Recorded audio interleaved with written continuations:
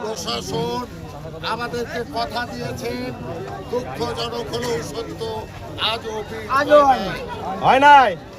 আজকেও সেই ঘটনার পুনরাবৃত্তি ঘটল। আমরা হারালাম আমাদের এক ভাইকে। এভাবে যে ব্যাপক গতিতে এই রাস্তায় গাড়ি ঘোড়া চলে, গাড়ি ঘোড়ার কোনো নিয়ন্ত্রণ নেই।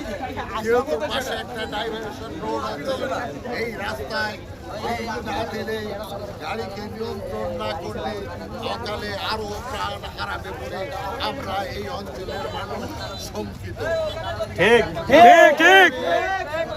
অকাতরে জান দিতে আর চাই না। অবশ্যই প্রশাসন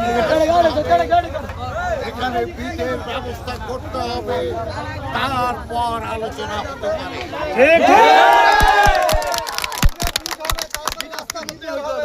আজকে